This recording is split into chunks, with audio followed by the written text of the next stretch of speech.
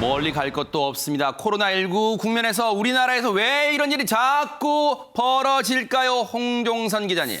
네, 지난 13일에 서울에서 벌어진 일입니다. 이제 주행 중인 버스가 있어요. 근데 정류장에 서는데 정류장에 일명 턱스크라고 하죠. 턱스크를 한 사람이 있으니까 맨 처음에 기사가 수신호로 이렇게 올리라고 하는데 지금 그 상태로 이제 그러네요. 수신호로 하네요. 네. 그런데 이제 버스에 타고 계속해서 이제 이게 지금 가방 내던지는데 가방 이 마스크 올려주세요 한 거예요. 했더니 저렇게 와서 가방을 집어 던지고 욕설을 하고 이런 폭력적 언사를 보이고 있습니다. 네, 당시에요. 저 상황이 어느 정도로 긴박했냐면 그 상황이 고스란히 현장까지 담겼습니다. 한번 들어보시고 이어가 보도록 하겠습니다. 아저씨 똑바로 쓰고 있으라고 얘기한 걸 가지고 지금 계속 그렇게 할 때라도 똑바로 올리라고. 올렸잖아. 올리고 있었잖아. 계속 저기서 올리라고 그래서.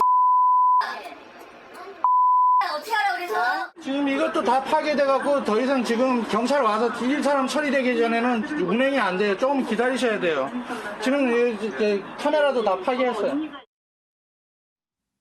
아니 버스 기사님의 이른바 턱스크를 제대로 마스크를 착용해달라는 요구가 잘못된 요구입니까? 하재근 평론가님. 정말 이해가 가지 않는 행동이 나타난 것인데 당연히 마스크는 정상적으로 써야 되는 것이고 근데 이제 같은 저러한 그 대중교통 실내 공간에서 어떤 사람이 비이성적이고 공격적인 행동을 하면 다른 승객들이 굉장히 불안해지거든요. 네. 무서워지고 나한테도 저러한 공격성이 표출될 수 있다 이런 생각을 하기 때문에 굉장히 불안정한 상황 속에서 만약에 저분들 중에 예를 들어서 약간 심신미약인 분이 있다면 저 스트레스로 인해서 굉장히 몸 상태가 안 좋아질 수도 있는 것이고 저 난동이 무려 지금 보도에 따르면 30여 분간 이어졌다고 하는데 세상에. 그래서 결국 그 이후에 저 승객들을 하차를 시켰다고 하는데 그럼 승객분들 중에 바쁜 분들이 있었을 거 아니에요. 지금 지각을 하느냐 마느냐 그런 분들도 있었을 텐데 굉장히 생활상의 불편이 생겼을 것 같습니다. 저런 난동을 30분간 지켜보는 버스 승객들은 얼마나 공포에 떨었을까요? 이 버스 운전기사님도 마찬가지였을 거예요. 한번 들어보시고 이어가 보도록 하겠습니다. 마스크 좀 올려주세요 그랬더니 갑자기 느닷없이 가방 집어 던지고 막 제 눈앞에 얼굴을 칠 것처럼 주먹으로 와방. 왜 이렇게 저 남성은 분노를 참지 못했을까요? 오윤성 교수님. 저거는 이제 기본적으로 심리학적으로 이제 그 좌절 공격 이론이라고 해서 뭔가 자기가 하려고 했는데 그것이 막히게 되면은 이제 공격 또는 뭐 어떤 이런 것이 폭발하는 겁니다. 우선적으로 저 사람 같은 경우는 분노 조절 능력에 약간의 문제가 있는 것 같기로 보이고요. 그리고 이제 아마 저 버스 기사가 아니라 경찰관이 저렇게 얘기했으면 저렇게 못했을 거예요. 그러니까 즉 다시 말해서 권위가 없는 약한 상대라고 본인이 생각을 했을 것이고 또 남에 의해서 통제된다라고 하는 그런 상황을 굉장히 못 견뎌하거나 또는 당시에 바로 저 차를 타기 이전에 선행 사건으로 뭔가 굉장히 화가 나 있는 그런 상태, 그 상태에서 누가 자기를 건드리니까 바로 폭발한 것이 아닌가라고 하는데 사실 이 코로나 사태가 이 하루 이틀 되는 것이 아니라 굉장히 오랜 기간 동안 장기화되다 보니까 많은 분들이 좀 스트레스를 받아 하시긴 해요. 그렇다고 해서 저런 식으로 하게 된다면 지금 특히 공공 어떤 수단, 즉 운전 하시는 이런 분들에 대해서 공격을 하면은 저건 아주 가중처벌하거든요. 그래서 저런 일들이 뭐 사실은 뭐 지하철이나 여러 군데서 지금 발생되고 있는데 정말 조심하셔야 될 것 같습니다. 혹시라도 이런 마음이었을까요? 감히 나한테 명령을 해?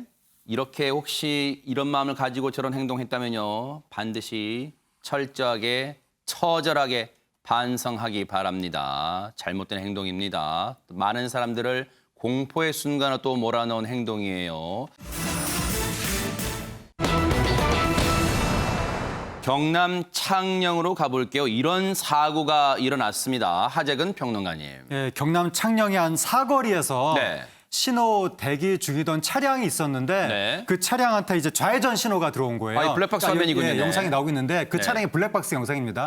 좌회전 신호가 들어와서 이제 출발을 했는데 그때 갑자기 다른 차량이 저렇게 운전석 있는 쪽을 들이받았는데 들이받은 이후에 저 가해 차량이 차를 뒤로 빼더니 그대로 도주해버린 사건이 벌어진 겁니다. 세상에.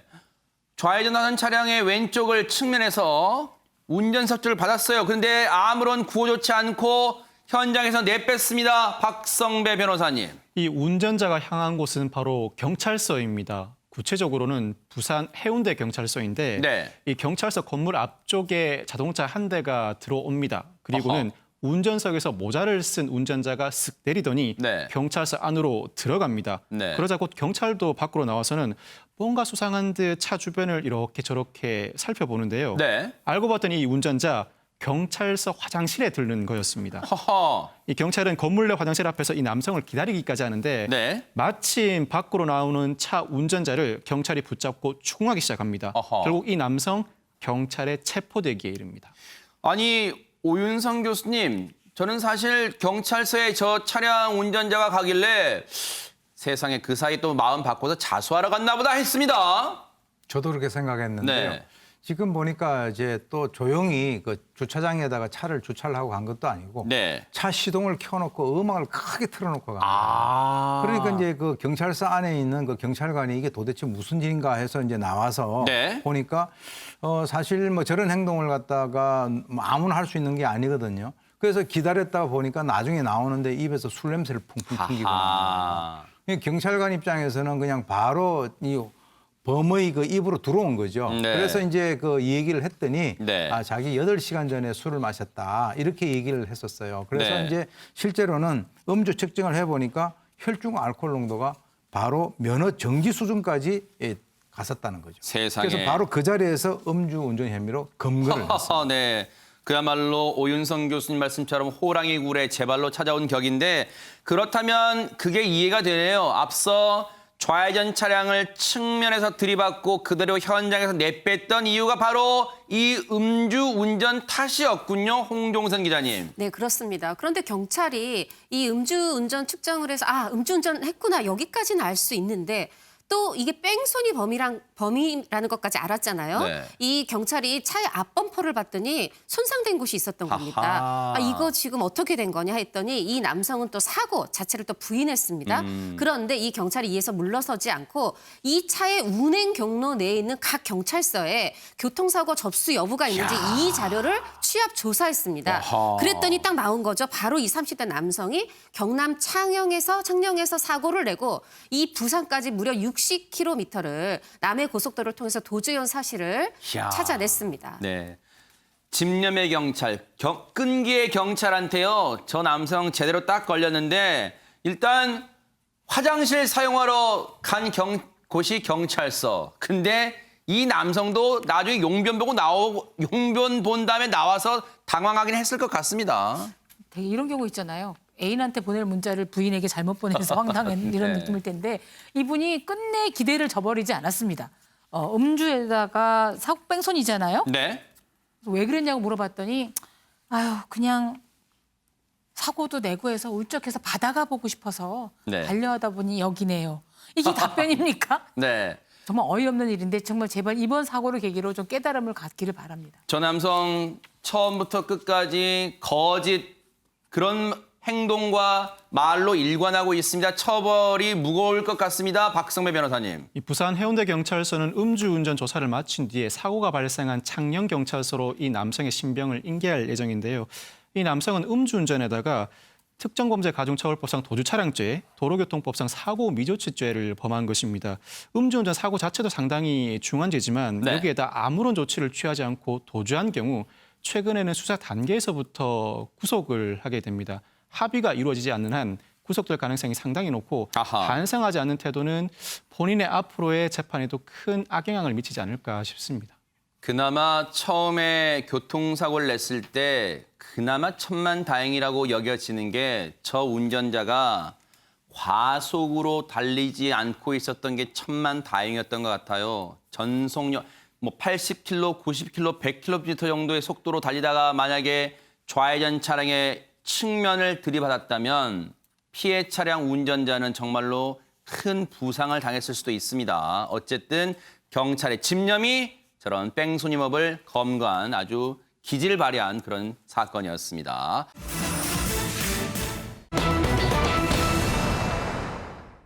반려견 인구, 이 애완견 인구가 1,000만 명을 넘은 상황에서요. 우리가 이제 급한 일이 있을 때는 이곳 애견 호텔이라는 곳을 많이들 이용하실 겁니다. 그런데 세상에 이런 청천벽력 같은 일이 벌어졌습니다. 하재근 평론가님. 예, 한 애견 호텔에서 오후 7시경에 사건이 벌어졌는데 네. 이제 그 케이지라는 곳에 강아지가 들어있었던 거예요. 아하. 케이지 안에 있었는데 갑자기 이제 강아지가 발버둥 치더니 네. 밖으로 나오려고 그런 거예요. 아. 그런데 케이지에 어떤 그 나무로 된 거는 뚫고 나왔는데 그 앞에 쇠로 된 창살이 있었는데 아이고. 거기를 넘다가 배하고 뒷다리 사이 부분이 쇠창살에 낀 거예요. 아이고, 아이고, 아이고. 그래서 꽂힌 거예요. 아유, 그래서 7시경에 저 사건이 벌어졌는데 네. 저 때부터 14시간 정도를 저 강아지가 계속 울부짖다가 고통에 몸부림치다가 결국 주검으로 발견된 사건입니다. 세상에 앞서 영상 보셨죠?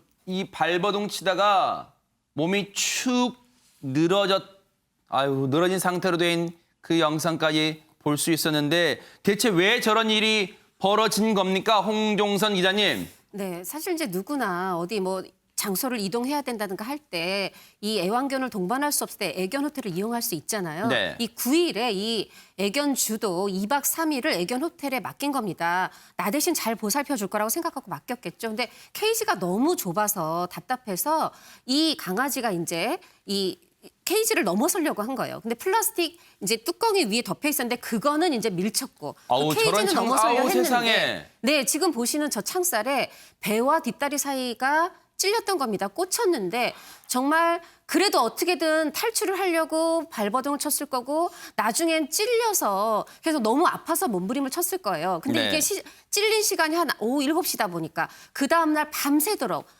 이제 발견될 때까지 무려 14시간을 아이고. 네, 계속해서 그렇게 몸부림을 치다가 사망에 이르렀습니다. 하필 또 보세요. 저 쇠꼬챙이가요. 이 창살 안쪽으로 우리 안쪽으로 향해 있습니다. 그러니 몸을 더 파고들 수밖에 없는 구조로 돼 있지 않나 이런 생각을 해보는데요. 세상에 믿고 맡긴 애견 호텔에서 자신이 사랑한 반려견이 이런 상황을 맞이한 것을 보고 이 반려견의 주인분은 얼마나 충격이 컸을까요? 직접 피해 견주분의 얘기 들어보시고 이어가 보도록 하겠습니다. 강아지를 원래 호텔에도 잘 안 맡기거든요. 서울에 공기업 필기 시험이 있어서 시험 보고 나오는데 갑자기 전화 와서 곰순이가 죽었다고 하길래 전혀 실감이 안 나고 너무 어안이 벙벙했어요. 아기 때부터 키우고 저희가 부부인데 아직 아기가 없거든요. 그래서 자식처럼 소중하게 여기고 소중하기 때문에 호텔을 편안하게 쉬라고 안전하게 쉬라고 보내줬던 건데 근데 그렇게 변을 당해서 편안히 죽어도 많이 아플 텐데 너무 괴롭게 죽음을 맞이해서 그게 너무 강아지한테 미안하고 너무 충격적이고 견주분들은 부부신데 아직 아이가 없는 상황에서 저 반려견을 자식처럼 소중하게 키워 오셨는데 얼마나 지금 황망하겠습니까, 유인경 평론가님? 그냥 어쩔 수 없는 사고가 아니고 거기 철저한 부주이고 더구나 10몇 시간 동안 그 강아지가 창살에 찔려서 했다는 거를 상상만 해도 저도 강아지를 키우는 사람으로서 너무 고통스럽고 슬프기도 한데요. 근데 저도 명절에 시댁에 가거나 할 때는 가끔 저 애견 호텔에 맡길 때가 있는데 대부분의 경우에는 CCTV를 해놓는다든가 아니면 담당 의사나 직원이 있어서 강아지들이나 고양이들 좀 돌보거든요. 그런데 어떻게 저렇게 저 많은 시간 동안 아무런 조처를 안 취하는지 참 안타깝기도 하고요. 네. 아까 앵커님도 말씀하셨지만 그 반려견 천만 시대라고 하면 애견 호텔에 관해서도 충분한 그 보안이라든가 위험 시설이 없도록 좀 이런 조치도 취해졌으면 하는 바람입니다. 앞서 영상을 보면요. 세상에 밤새 저 쇠꼬챙이, 저 창살에서 벗어나려고 발버둥 쳤던 이 반려견은요. 정말 14시간 동안 몸부림치다가 몸이 축 늘어졌습니다. 그런데 영상 보면 날이 밝은 뒤에 애견 호텔 업주분으로 보이는 여성이 다가와서 저 반려견의 상태를 보는 영상까지 고스란히 찍혀 있습니다. 애견 호텔 측은 지금 이 상황에 대해서 어떻게 설명하고 있을까요? 오윤성 교수님. 네, 우리 인간들에게는 저게 애견 호텔이라고 얘기하지만 실제로 보니까 뭐 애견 구치소 같아요. 그런데 이제 실제 이 사항에 대해서 나중에 이제 와서 보니까 걔가 저런 거 상황이 되니까 뭐 물론 본인도 놀랬겠죠. 지금 그래서 저분도 망연자실하게 지금 앉아 있는 것 같아요. 네. 그렇습니다. 지금 이제 본인이 책임을 져야 되니까. 네. 그래서 이제 견주한테 연락을 하니까 견주는 더 놀랐겠죠. 그래서 이제 와가지고 견주가 이거 1,000만 원을 내라 이렇게 얘기를 했다는 거예요. 네. 그래서 본인이 갖고 있는 뭐 계좌라든가 현금 다 털어서 약 한 160만 원 정도를 일단 주고 1,000만 원에서 이제 그 160만 원 줬으니까 840만 원이 남는데 네. 그거와 연관돼 가지고 앞으로 840만 원을 주겠다라고 하는 서류까지 작성해서 건네줬다라고 하는데 이제 결국은 이제 어차피 강아지는 지금 이제 뭐 이렇게 폐사가 된 상태고 보상 문제와 연관되는 그런 상황으로 이제 넘어갑니다. 물론 정말 애지중지 키웠던 사랑으로 키웠던 반려견의 죽음이 무슨 이 보상금과 맞바꿀 수는 없죠. 그 값어치가. 그런데 어쨌든 이 피해에 대해서 이제 보상 문제는 이루어져야 되는데 이 부분에 대해서 앞서 말씀드린 것처럼 이 애견 호텔 업주와 피해 견주분은 이 1,000만 원에 대해서 일단은 부족한 부분 지급하고 나머지 다 갚겠다고 계약서까지 썼다는 거예요. 그러면 그나마 슬픔 속에 이 일이 마무리되는가 싶었더니 뭔가 사달이 일어났습니다. 피해 견주분과 애견 호텔 업주 사이의 통화 내용 한번 들어보시고 이어가 보도록 하겠습니다. 네, 제가 밤새도록 알아보고 고민하고 이것저것 생각도 해봤는데 큰 금액이 제가 도저히 감당하기가 힘든 금액이라서 말씀하셨던 대로 법대로 진행 처리해 주셨으면 좋겠어서 연락드렸고요. 그리고 앞으로는 직접적인 연락은 좀 삼가해 주셨으면 좋겠습니다.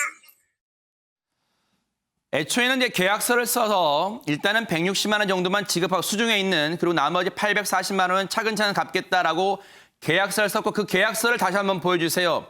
지금 이 종이에다가 자필로 친필로 계약 보세요. 2020년 10월 12일까지 본인 누구누구는 12일 15시 오후 3시 전까지 금 840만 원을 호텔에 맡겨 본인의 과실 100%로 죽게 된 아마 반려견 이름인 것 같습니다. 그리고 주인 누구누구에게 계좌 이체해 줄 것을 약속합니다. 2020년 10월 10일 저렇게 이른바 각서를 썼어요. 주고받았겠죠. 저 계약서까지 썼는데 나중에 좀 전에 들으셨죠? 그냥 돈 너무 과해서 금액이 커서 줄 수 없다. 법대로 처리하라. 그리고 앞으로는 직접적 연락은 삼가라. 즉 나한테 앞으로 전화하지 마라. 법대로 처리하라. 이렇게 하고 있습니다. 박성회 변호사님.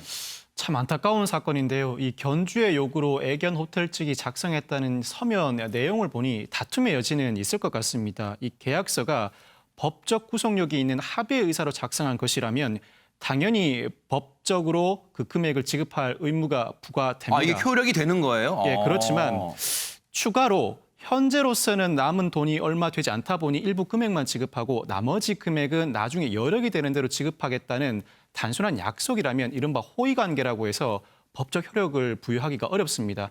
이 서면의 내용을 어느 쪽으로 해석하느냐 해석의 여지가 있는데 어떤 경우이든 애견 호텔 측이 약속한 금액을 지급하지 않는다면 견주로서는 소를 제기해서 이 서면을 근거로 이 서면상에 기재된 나머지 금액을 지급하라고 요구하면서 예비적으로 구체적으로 손해배상액을 입증해 추가로 주장할 필요가 있을 것 같습니다.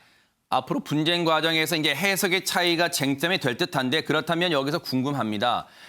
애초에 애견 호텔 업주분은 이 피해 금액을 다 전액 지급하겠다는 의사를 밝혔는데 왜 이후에 태도가 이른바 바뀌게 된 걸까요? 저희가 안 들어볼 수가 없잖아요. 한번 들어봤습니다. 듣고 이어가 보도록 하겠습니다.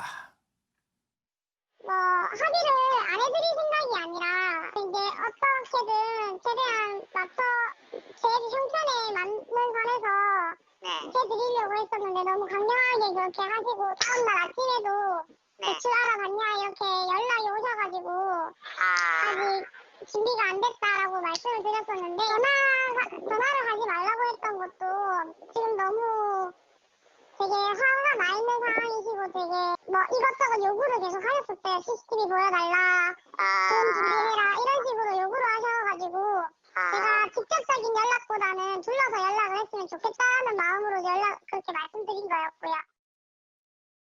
일단 오윤성 교수님 피해 견주 입장에서는 호텔 측에 믿고 맡겼는데 이런 반려견의 죽음에 일단 허망하고 화도 많이 났을 것 같긴 합니다. 일단. 왜 그러냐면 이제 그 개가 처음에 사고가 나서 막 어떤 순간적으로 이렇게 뭐 떨어져서 이렇게 죽었다든지 이렇게 된 것이 아니라 14시간 동안 그렇게 고통을 당했단 말이죠. 그러니까 이제 이 견주 입장에서는 그 호텔에 있는 그 운영주가 그러면 주기적으로 좀 봤었으면 그걸 갖다가 좀 살릴 수 있지 않았냐라고 하는 그런 아쉬움이 있는 거죠. 네. 그런데 이 애견호텔 측에서는 뭐라 하냐면 뭐 그렇다고 우리가 밤새도록 볼 수도 없는 것이고 네. 퇴근하고 처음에 보니까 그때까지는 괜찮았다 이렇게 얘기를 하는데 네. 어쨌든 간에 저런 어떤 각서를 써주게 된 것은 당시에 본인이 너무 이제 황망해서 얼떨결에 사실은 그 써주긴 써줬는데 지금 뭐 저런 어떤 그 법적 다툼이 없는 것을 바랐다라면 두 사람 다 만약에 그때 당시에 조금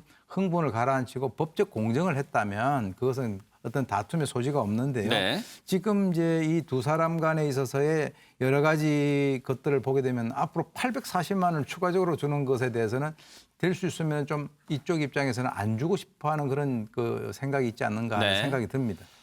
그렇다면 일단 1,000만 원의 합의금, 아마 피해 보상금이라고 할 수도 있겠죠. 이 금액을 요구한 피해 견주분의 입장은 뭘지 듣고 이어가 보도록 하겠습니다. 그래서 저희는 돈이 필요한 것이 아니었고 큰 금액인 건 저희도 알고 있었거든요. 그래서 그만큼 소중한 거를 뺏겨가야 저희들의 마음을 조금이라도 알 것 같아서 이제 화가 나서 이렇게 제시를 한 금액이었고요. 저희가 아기 뺏긴 그 기분은 다 알지 못하겠지만 자기한테 소중한 것을 잃게 되는 그런 충격은 그런 반성을 하는 마음을 가지게 하고 싶어서 그렇게 얘기했던 거고 또 수천만 원을 줘도 이제 곰순이가 돌아오기만 한다면 그 웃돈을 주고서라도 데리고 오고 싶은 마음이거든요. 저희 강아지한테 미안한 마음이 있었더라면 뭐 그렇게 많은 금액이라고 생각이 되면 다시 한번 저희에게 양해를 구하고 사과를 하거나 하는 것이 정상이라고 생각이 됐거든요. 피해 견주분은 애초부터 돈이 중요한 게 아니라 진심 어린 애견 호텔 업주분의 진심 어린 사과 이런 태도를 원하셨던 것 같습니다. 맞습니다. 이제 본인은 지금 아기를 빼앗겼다고 아기가 죽었다고 생각하고 있잖아요. 이 견주분과 똑같은 마음일 수는 없지만 그래도 동물을 사랑해서 이렇게 애견 호텔을 하는 분이라면 그 마음에 공감을 원했던 것 같아요. 근데 나는 지금 아이를 잃었을 때 이 아기와 돈이 똑같을 수는 없지만 내가 소중한 걸 잃은 것처럼 본인에게도 소중한 이 돈, 이 합의금이 큰 거라는 걸 아신다는 거죠. 그렇지만 그 큰 돈, 나한테 소중한 돈을 잃으면서 어떤 충격과 반성을 해보길 바랬다. 지금 이 견주분의 입장입니다. 네. 그런 상황이었고 지금 저는 이 말씀 중에 나는 수천만 원이라도 만약에 웃돈을 더 줘야 된다면 1,000만 원이 아니라 그렇게 해서 이 아기가 자신들한테 아기죠. 살아올 수 있다면 그렇게 하고 싶다라고 얘기를 하고 있어요. 제가 보기에는 가장 원했던 건 슬픔에 대한 공감이 아니었나 생각을 해봅니다. 피해 견주분은요. 아울러 법적 조치도 불사하겠다는 강경한 입장입니다. 그 얘기 마저 들어보시고 이어가 보도록 하겠습니다. 숙소에서도 쓰지 않을 그런 창살 너무 위험한데 가둔 것도 정말 문제고 대변할 자리도 없고 물도 사료도 없이 그렇게 감금하는 거는 명백한 동물 학대라고 생각하고 제가 지금 아무것도 안 하면 이거는 제가 하늘나라 가서 곰순이를 제대로 볼 면목이 없다고 지금 생각하고 있고요. 동물을 사랑하지 않는 사람이라고 생각이 돼서 자격 없는 사람이 동물을 취급하지 않도록 하기 위해서 저희가 할 수 있는 최대한으로 노력해서 네, 죗값을 부르려고 계획 중에 있습니다. 일단 시청자분들도 상식적으로 그런 생각은 드실 거예요. 어떻게 저렇게 덩치가 큰 반려견을 저렇게 행동하기도 불편한 좁은 우리에 먼저 넣을 생각을 했느냐. 일단 여기서부터 궁금증은 또 출발할 수 있을 것 같습니다. 박성배 변호사님. 네, 그렇습니다. 그런데 동물보호법상 동물학대는 과실이 아니라 고의에 의한 행위로 상해 수준이 아니라 죽음에 이르게 한 행위임을 입증해내야 되는데 이 사건에서 동물학대 입증하는 것이 녹록치는 않아 보입니다. 아, 그래요?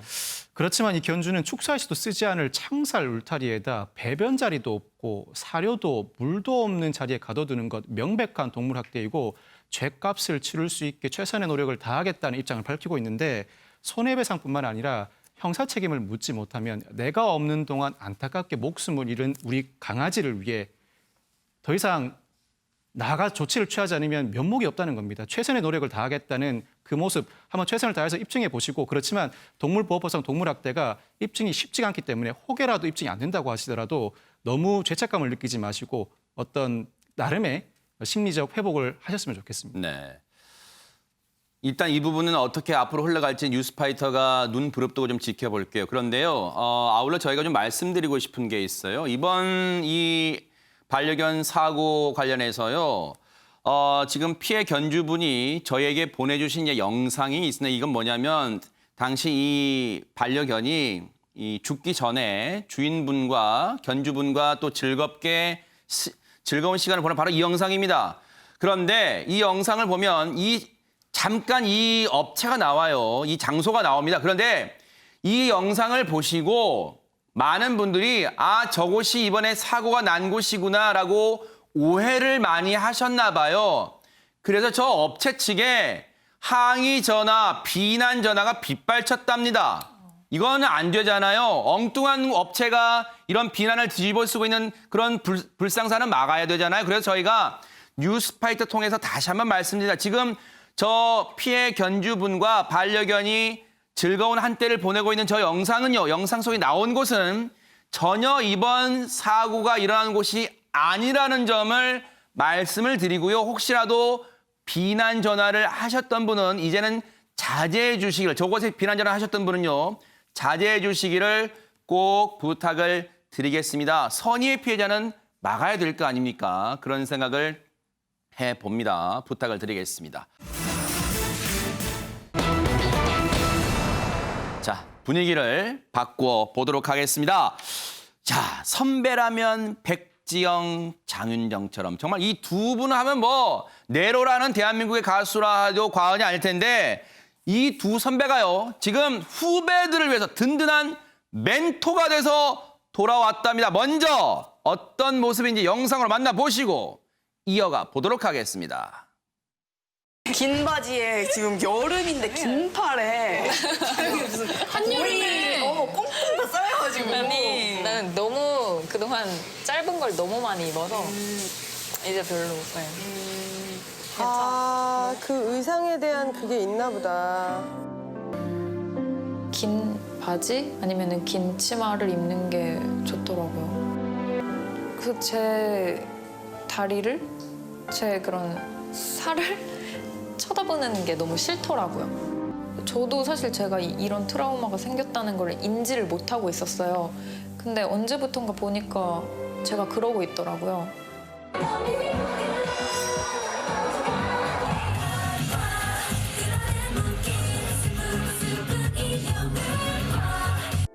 (7년) 계약을 하고 이제 계약 다 끝내고 나왔는데 사실 저는 7년 동안 한 수익을 정도? 자, MBN이 새롭게 선보인 미스 100이라는 프로그램에서요. 지금 후배 가수들의 멘토, 든든한 스승 역할을 하는 백지영 씨 모습인데요. 이 프로그램은 잠깐 부연 설명드리면 한때는 정말 잘 나갔던, 인기를 끌었던 걸그룹 멤버도 있고요. 이 가수분도 있고요. 그런 여성 가수들, 그런데 지금은 빛을 잘 보지 못한 그런 가수들한테 백지영 씨가 든든한 스승이 돼서 다시 한번 일으키는 그런 기회를 제공하는 그런 프로그램입니다. 그런데 앞서 보니까 유인계 평론가님, 후배들의 어떤 솔직한 고백에 백지영 씨도 눈물을 흘리고 같이 공감을 하고 있습니다. 그래서 뭐 멘토라는 말이 뭐 여기저기서 너무 많이 사용되고 있지만 이 프로그램을 보면서 힐링 멘토라는 말이 있구나. 네. 백지영 씨가 정말 그 역할을 제대로 하고 있구나라고 느낀 게 선배들이 뭐 저도 선배기도 했습니다만 흔히 후배들한테 하는 얘기가 나 때는 말이야 이러면서 더 힘든 일도 겪었어. 네. 나 때는 이런 일 잘했어라고 자기 자랑하기 바쁜데 네. 백지영 씨는 이 프로그램을 하다가 저 트라우마 섹시 걸그룹 이미지에 너무 본인이 트라우마를 갖고 있는 저 후배들에게 네. 정하기 힘들면 좀 방송 중단하자. 본인이 생각에 이게 나가는 게 보이는데 마음에 안 들면 이거 제작자한테 말해서 제작진들한테 부탁해서 이거 조금 줄여주라 해서 정말 후배들을 배려하는 마음을 보여주신 것 같아요. 나도 아파봤어. 네. 나도 그 일 겪어봤어. 그러니까 험한 일을 겪었다고 자랑하는 게 아니라 그래서 정말 아팠으니 좀 더 다른 방향을 같이 생각해보자라고 해서 저는 정말 노래만 잘하는 백지영 씨가 아니라 정말 다정한 큰 언니 백지영 씨를 재발견한 것 같아서 계속 이 본방을 사수하려고 합니다. 그런데 사실 요즘 세상에요. 하지근 평론가님, 사실 내 몸 하나 건사하기도 바쁘고 남의 인생 신경 쓸 겨를도 없다는 그런 세상인데 지금 백지영 씨의 이 모습 보면 참 대단합니다. 네, 그러니까 백지영 씨가 후배들의 멘토로 나선 것인데 백지영 씨한테도 사연이 있는 거예요. 그러니까 백지영 씨가 과거에 오디션 프로그램 심사위원을 했거든요. 어허. 심사위원을 하다 보면 아무래도 쓴소리도 해야 되고 누군가는 또 잘라야 되는 문제가 생기잖아요.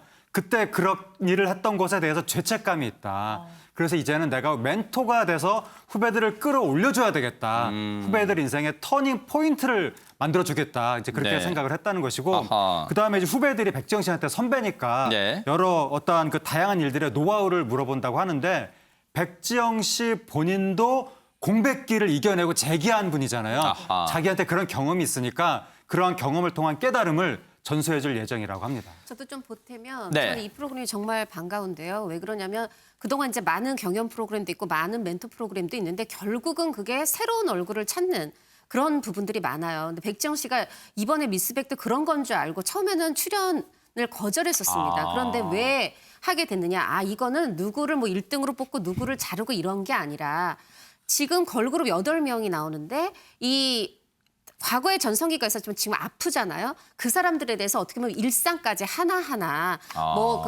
고객 문제, 소속사의 문제 다양한 그런 구체적인 일상들을 함께 얘기해 줄 수 있어서 같이 행복할 수 있다는 거죠. 그래서 저는 백지영 씨랑 그 출연자분들도 같이 행복한 것도 좋은데 저는 시청자 입장에서도 정말 화려한 줄로만 알 수 있는 분들이 많잖아요. 그들이 어떻게 보면 민낯이라고 할까요? 혹은 마음 아픈 속 이거를 좀 엿볼 수 있는 함께 지켜볼 수 있는 프로그램에서 좋더라고요. 네.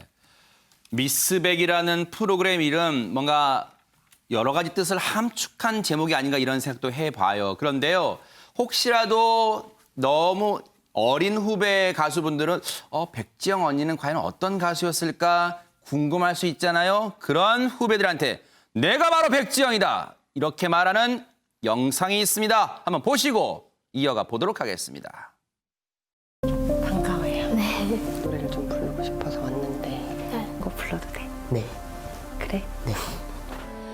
어제는 하루 종일 펑펑 울었어. 아직까지도 너의 온기가 내 맘을 감싸나서 잠시 동안 내가 미쳤었나 봐. 가슴이 찢어질 듯이 아파. 제발 가지마. 내게 잘 지내라고 말하지 마. 거짓말이었어. 확인받고 싶어서 사랑받고 싶어서 내 맘을 찢어놓고 이기적인 사랑을 했었나 봐. 저 영상이 뭐냐면요.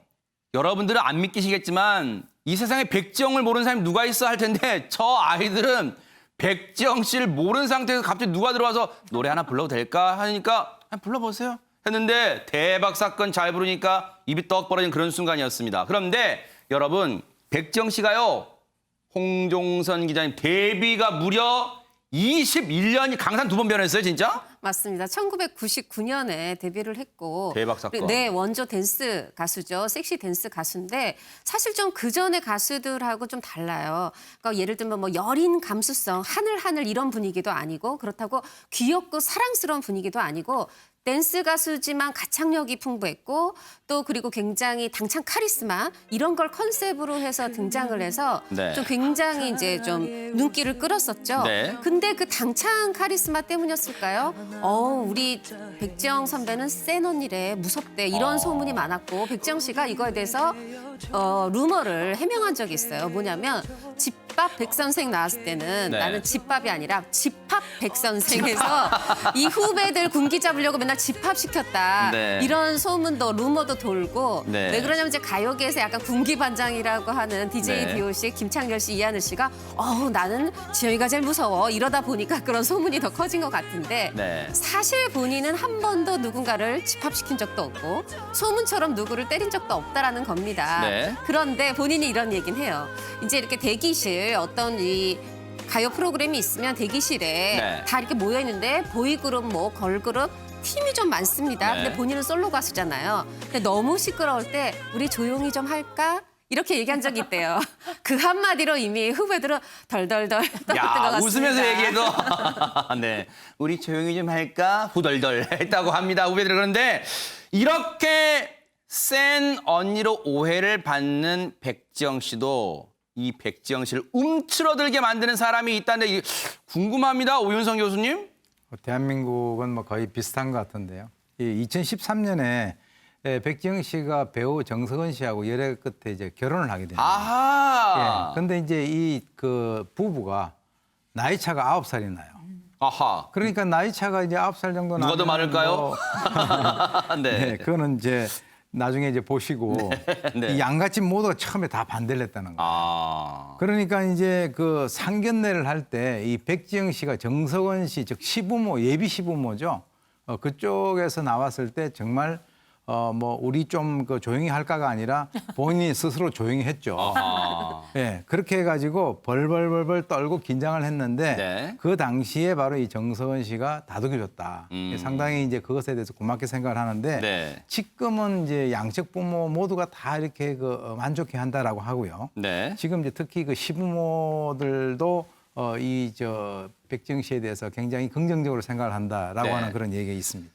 연예계 대표적인 연상 연하 커플인데 하재근 평론가님 네. 누가 더 많은지 공개해 주시죠. 네. 보통 연상연하 커플이라고 표현하는 것은 보통 부인 측이 네. 여성 측이 나이가 많을 때 연상연하라는 표현을 쓰는데 네. 9살 차이고 백지영 씨가 76년생, 오. 올해 45세. 네. 그리고 정석원 씨가 85년생, 올해 36세. 9살 차이네요, 그렇게 해서 이제 진짜. 9살 네. 차이인데 네. 그렇지 않아도 이제 많은 분들이 소문이 나기를 네. 백지영 씨가 좀 기가 세다. 네. 사실 여부와는 상관없이 소문이 그렇게 난데다가 네. 나이도 많다 보니까 혹시 집안에서도 집합을 시키나 뭐 그런 오해가 있었는데 네. 백지영 씨가 하는 말이 정석원 씨 앞에서는 전혀 그렇지가 않다. 네. 이제 남편 정석원 씨가 굉장히 바른 사람이어서 네. 남편 때문에 본인도 술을 이제 거의 안 먹게 됐고 아하. 그다음에 평소에 원래는 요리를 잘 안 했었는데 남편 때문에 요리를 많이 하게 되고 네. 백지영 씨 이야기가 남편이 내 안에 감춰진 여성성을 끄집어내게 하고 있다. 세상에. 그래서 평소에 하지 않던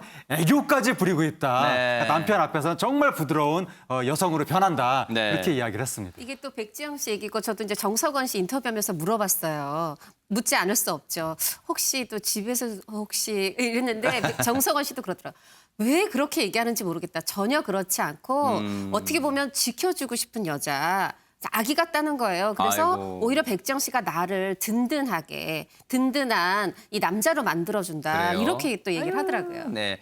마치 정석원 씨한테 엄지쳐가는 그런 것 같은 사진도 방금 보여드렸는데 근데 사실 백지영 씨 하면 여러분 어떤 수식어가 떠오르세요? 정말 드라마 OST의 퀸이다. 그런 수식어가 떠오르실 텐데 정말 공전의 히트를 한 수많은 드라마 OST가 있습니다. 몇 곡 한번 들어보시고 이어가 보도록 하겠습니다. 얼마나 더 너를 이렇게 바라만 보며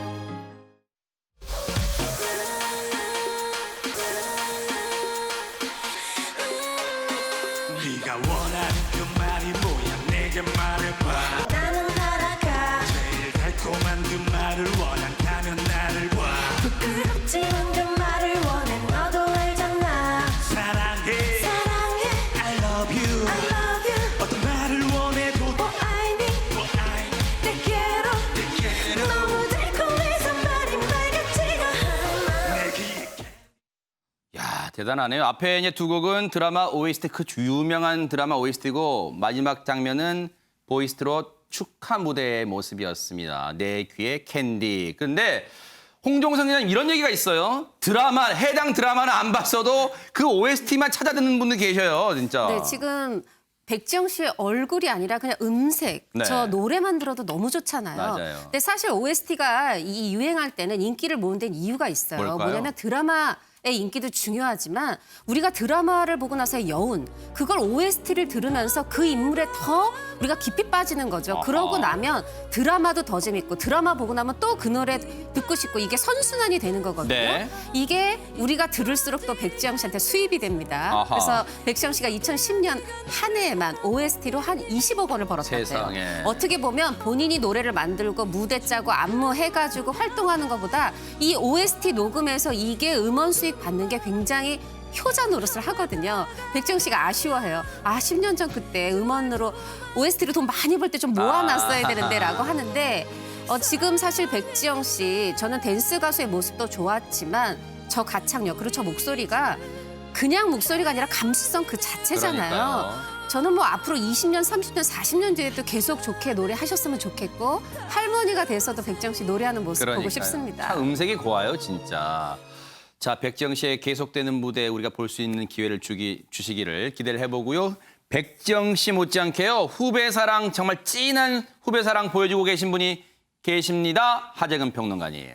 장윤정 씨가 네. 굉장히 후배 사랑의 모습을 많이 보여주는 걸로 유명한데 네. 이분이 이 트로트 부흥기에 네. 깃발을 들었던 분이거든요. 아하. 2000년대 초에 네. 그러니까 1990년대 우리나라 트로트가 일격을 당했거든요. 네. 서태지 씨하고 H.O.T한테 그때 댄스 음악이 바람이 아. 불면서 트로트가 굉장히 침체기로 들어갔던 거예요. 맞아요. 2000년대 접어들면서 트로트 부흥의 깃발을 든 게 장윤정 씨. 네. 엄먼나 이걸로 통해서 맞아요. 완전히 신세대 트로트, 뉴 트로트. 네. 그걸 통해서 이제 그 트로트의 새로운 바람이 그때부터 불기 시작했던 것인데 네. 최근에 어떤 그 트로트 시상식에서 특별상을 받아가 지금 펑펑 막 오열을 했거든요. 그랬다면서요. 대상이 아니었는데도 네. 특별상이었는데도 네. 그러면서 자신이 지금까지의 가수 생활을 통째로 인정받은 느낌이었다. 아하. 그렇게 이야기를 했었는데 네. 바로 2000년대 트로트 부흥기를 이끌었다는 점이 그 어떤 수상의 이유가 됐던 것 같습니다. 그런 것 같아요.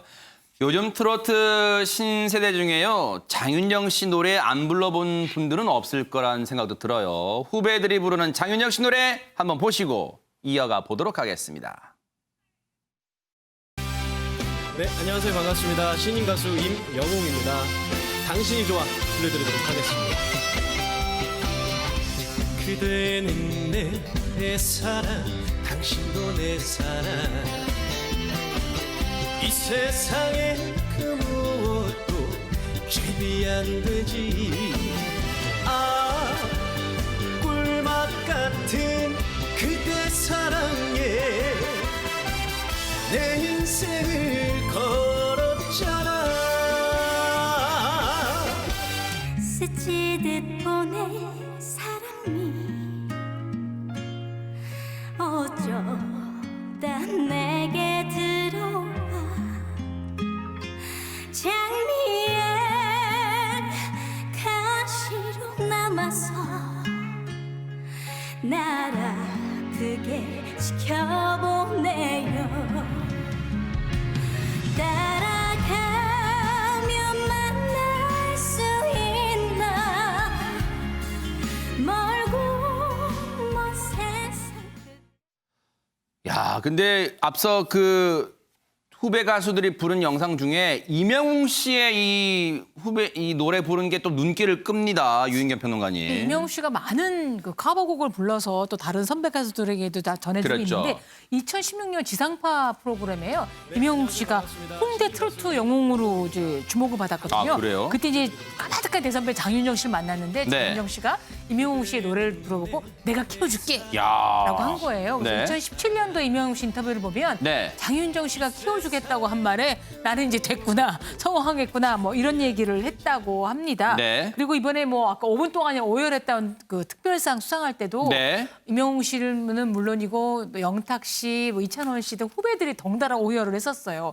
왜냐하면 장윤정 씨가 수많은 그 트로트 후배들에게 용기 내라. 잘하고 있다. 넌 이것만 고치면 잘할 수 있어 하고 덕담을 해줄 뿐더러 네. 덕담만 해주면 좀 선배가 좀 그렇게 섭섭하지 않습니까? 그렇게 술과 밥을 잘 사준다는군요. 야. 네. 최고의 선배로 그다음에 선배와 후배를 이어주는 중간자 역할을 하겠다가 또 다짐을 했는데 네. 그런 장윤정 씨에게서 우리 트로트의 미래가 보이는 것 같습니다.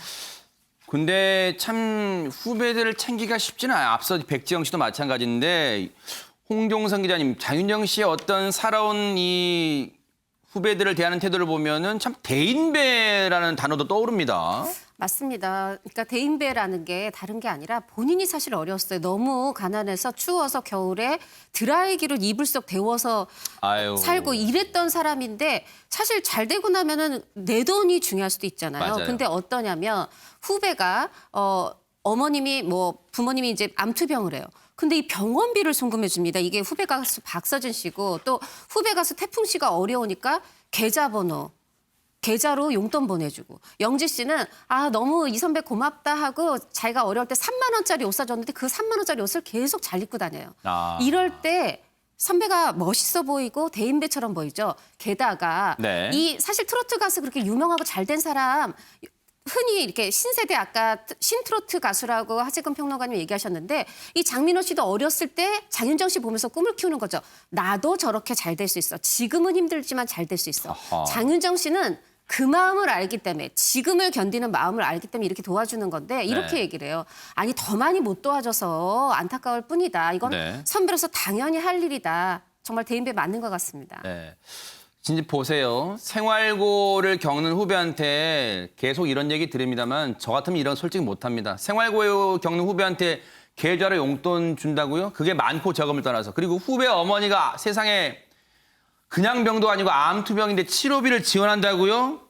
이거 진짜 저는 못합니다. 정말 저는 죽었다 깨어나도 못해요. 정말 고백합니다. 그런데 이런 일을 한다는 거예요. 장윤정 씨가요. 박성배 변호사님. 장윤정 씨가 1999년에 강변가요제 대상을 수상하는데 2003년 어머나로 대박이 나기 전까지 기나긴 무명 생활을 겪습니다. 그 전까지 가수보다는 단역 배우로 활동을 해왔죠. 장윤정 씨가 어머나로 대박이 나기 전까지 나도 옥탑방에 살았고 그때는 누가 10만 원만 보태줬으면 좋겠다 싶을 정도로 어려운 생활을 했답니다. 네. 그때 그 시절이 기억나서 후배들을 도운 것이고 선배로서 네. 충분히 할 수 있는 일이다라고 언급을 했는데 어려운 시절을 겪었다고 누구나 남들을 돕는 것은 아닙니다. 대인배의 정식 명칭은 군자죠. 아하. 군자의 면모입니다. 그러니까요. 사실요. 자신이 어렵게 살다 보면 그다음에 부를 쌓으면 그 부에 흠뻑 취하는 경우가 왕왕 있어요. 아마 대부분 그럴 거예요. 근데 오히려 그때를 거울 삼아서 그 어려웠던 자신과 같은 길을 걷는 후배들을 챙긴다는 게 그 섬세한 마음이 얼마나 예쁩니까? 그런데요. 지금 장윤정 씨는 그냥 트로트 가수가 아닙니다. 트로트계 진짜 원더우먼이라고 해도 과언이 아닐 겁니다. 트로트 슈퍼스타로 만들어준 그 노래들 한번 들어보시고 이어가 보도록 하겠습니다.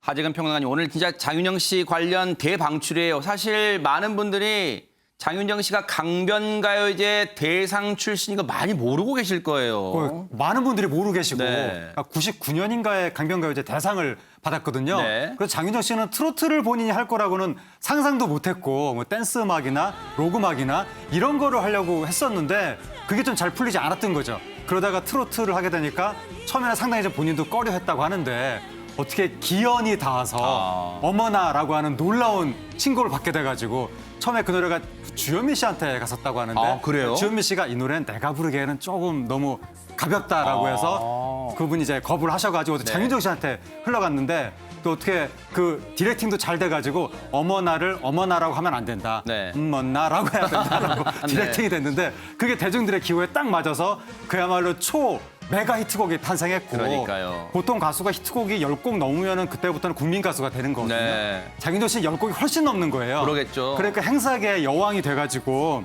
이분이 한때는 너도 나도 막 장윤정 씨를 부르니까 시간 없어서 못 간다라고 하면 그때서 헬기 띄워드리겠습니다라고 해서 헬기 띄워서 데려가고 그래서 하루에 행사를 12개까지 세상에. 했다고 하거든요. 아. 밤무대까지 해가지고 정말 어마어마하게 행사를 해서 네. 1년에 자동차 기름값만 억대가 나왔다고 하는데 네. 그야말로 국민 가수의 행보를 21세기에 걸었습니다. 또 하나 많은 분들이 사실 장윤정 씨가 글쎄요.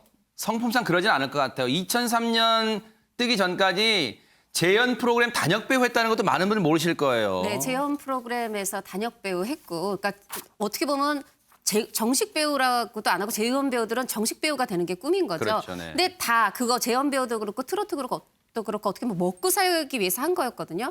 근데 저는 본인이 잘 먹고 살게 된 것은 끝나지 않은 게 장윤정 씨의 힘인 것 같아요. 뭐냐면 장윤정 씨가 아까 특별상 받고 많이 울었던 그랬죠. 이유가 본인이 나 나무를 키운 게 아니라 내가 사는 산을 나 주변의 후배들과 함께 잘 돼서 산을 키우려고 했거든요. 그 부분에 대해서 오열했는데 저는 그 부분을 높이 사고 싶습니다. 정말로 백정 씨와 장윤정 씨 왜 사랑받는가 그 이유를 우리가 충분히 알 수 있었습니다.